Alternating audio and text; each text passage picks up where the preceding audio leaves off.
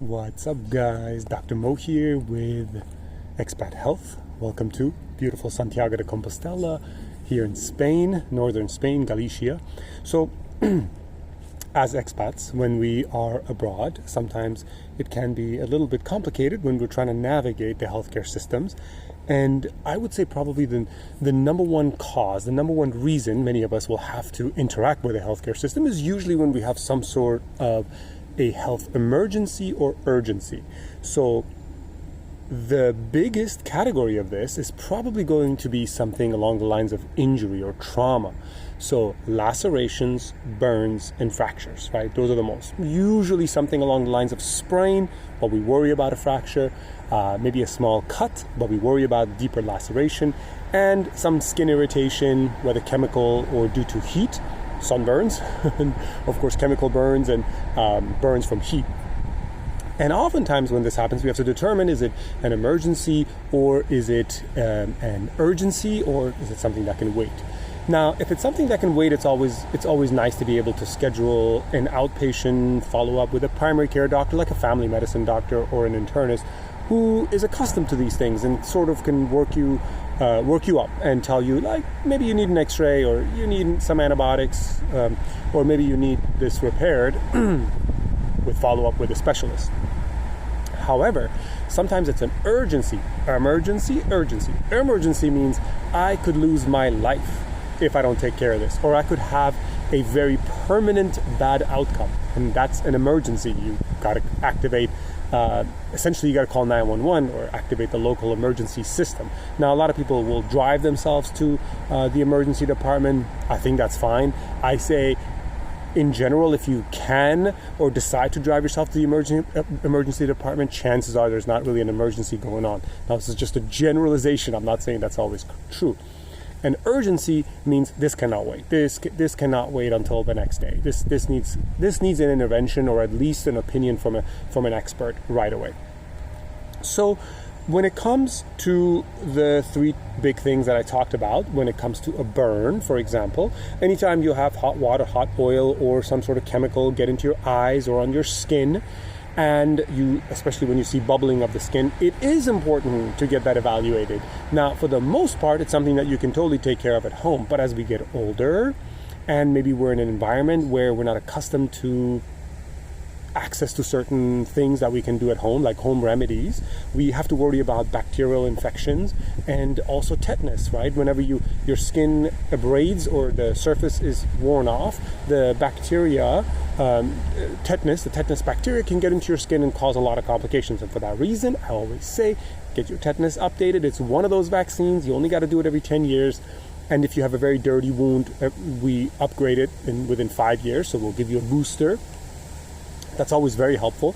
And if you've had a very bad infection and you haven't ever had a tetanus, or it's been a long time since your last tetanus, we might even give you some other type of immunoglobulins for tetanus in order to expedite the process. So that's just as a side.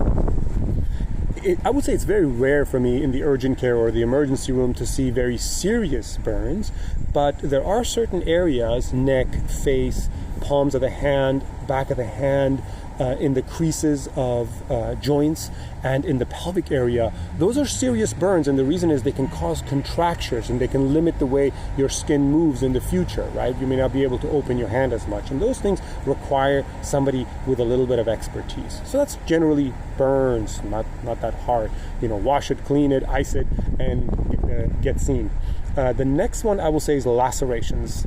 Lacerations usually are not that bad, right? We get a cut from a knife, oftentimes when we use a knife to do something, or at home when we're doing construction work and we get some sort of trauma. Now, if you're somebody who's renovating your property or working on your car and you get any high impact laceration where something hits it and causes a laceration, or you have some sort of air compressor that suddenly slips or something comes open and causes some sort of laceration, those are pretty much always emergencies. The reason is you don't know how deep that laceration went. You don't know what it took inside the wound with it, and you don't know if there's any air that traveled up way deep into the tissue through that laceration, and that's usually an emergency, and I do recommend going in and getting that checked out. Even some urgent cares may not be fully capable of managing that, and oftentimes they will have you follow up with an orthopedist as well. In general, if it's a laceration that's a dog bite, animal bite, well, dog bites and animal bites should be seen, because you don't know if you're going to need antibiotics or not. Usually you don't need it. Cat bites, usually you do need it. And if you're ever worried about anything like rabies, again, you can look that up, like what's the chance of rabies from this particular animal bite. If it's a wild animal, you can look that up. And based on the country that you're in, the city that you're in, if there's a high chance, you go in and you also get some rabies vaccines, which are very easy to administer these days. And you can get the wound cleaned in an emergency room or urgent care, especially if you don't think you can do a good job of it, especially if it's a dirty wound. But most lacerations that are cleaned with a knife, with a generally not super unsterile, super dirty tool, they usually will heal fine on their own. The advantage of getting them sutured is that you get to resume function much quicker. Now the wound is approximated with some suture material, and so now you can pretty much use your hand and be back to functional capacity very quickly.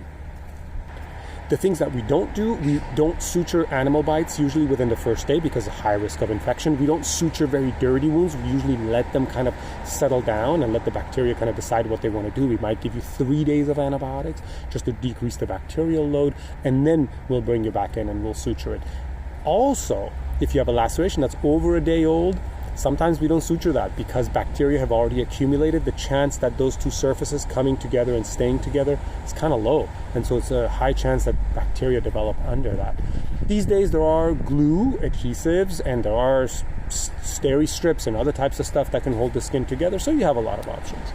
And the last thing I'll talk about is trauma, pretty much ankle sprain, car injury, whiplash, straining your elbow, falling on your hands, thinking that maybe you tore a ligament in your leg. Those are fairly easy things to have an urgent care doctor kind of evaluate, and they can tell you like, no, this doesn't really look like it's a traumatic enough thing that you tore something.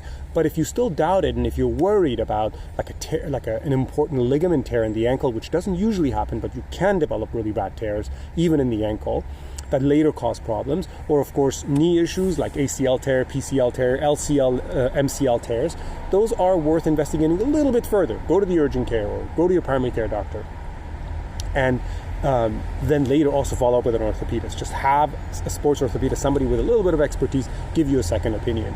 Usually, I will say that if you have so much pain that you can't stand on something, it's a good idea to go to the urgent care. If it's a sprain, strain, or even if you're worried about a minor fracture, like a little bit of a fracture in the finger, a little bit of a fracture in the toe, a little bit of a fracture in the ankle, and what I mean by that is tiny avulsion fractures or like a small fracture that's probably not going to need casting, you don't have to go to the urgent care. You have to go to the emergency room. You can wait a few days and go at a better time, or go to a place where you feel like you can trust them a little bit more, or of course just go straight to an orthopedist if you can arrange that. So that's always ideal. Back stuff, if you have a sudden severe back pain and you really are not able to sleep, it makes sense to go to the urgent care and get that evaluated. I think that always makes sense. So in general, understand that you can usually directly go to the specialist, or go to your primary care doctor, or of course to some sort of urgent care or emergency room based on the timelines that I kind of described. And keep in mind, lacerations, they do have a little bit of a window when they need repairing. Anything that happens to the eye, that's major trauma. In my opinion, anything like that is always an emergency. You should always go have an eye expert see you if you've had any trauma to the eye of any sort. So I hope this is helpful for those of you expats on my channel at Expat Health. If you ever find yourself in such situations, I hope this information is helpful. You can kind of sneak back at this video and take a look and say, oh, what should I do? Leave a comment below. I would love to hear about some of the topics that you'd like to hear about, or maybe some of your own personal trauma stories overseas and what you did and what you wish you had done. I think all of us can learn from that. All right, guys, take care.